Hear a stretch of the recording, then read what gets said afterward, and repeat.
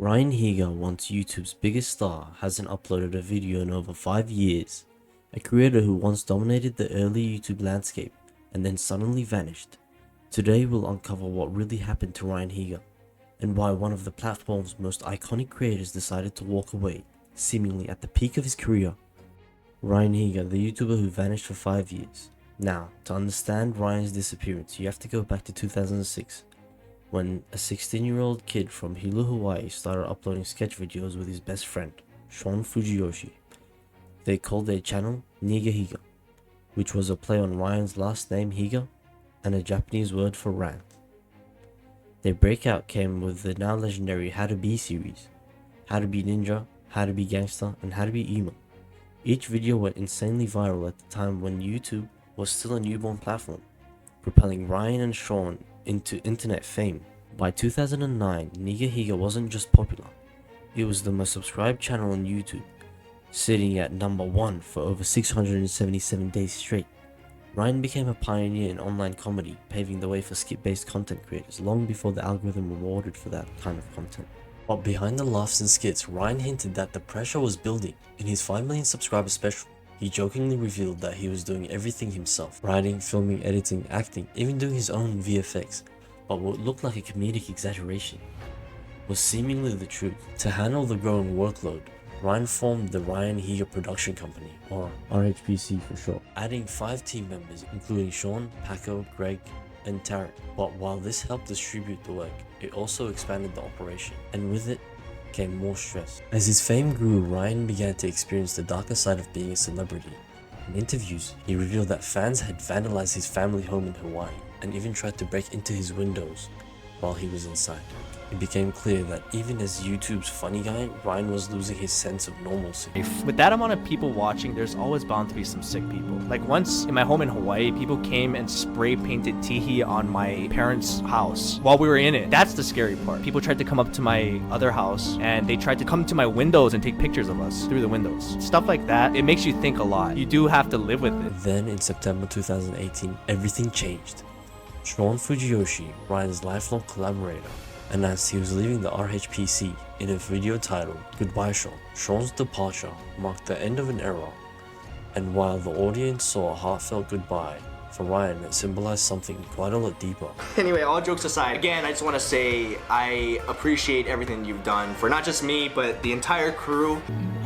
Hey guys, I don't really know what to say, to be honest. Everything is kind of a shock to me. I came in thinking that we're just doing a regular video, but man, they got me.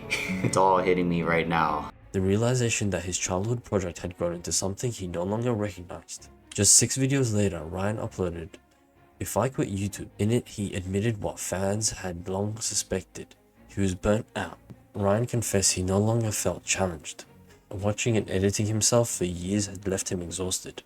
And for the first time in over a decade, he didn't know what to make next. To regain his creativity, Ryan launched a new project, Off the Pill, which was a podcast where he could talk freely without scripts or characters. It was his first step away from the skits that had defined him for years. But as the podcast took over the channel, fans noticed the energy shift.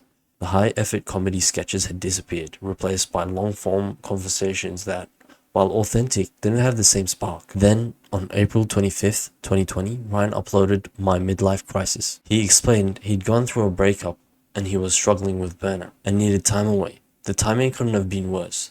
The world had just entered lockdown due to COVID-19.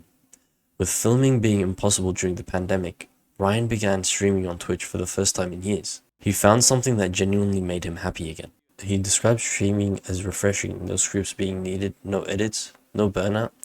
In his own words, I stopped posting because I wanted to, not because I had to. In 2024, Sean Fujiyoshi posted a photo of the RHPC crew reunited for the first time in many years. Fans flooded the comments asking the same question.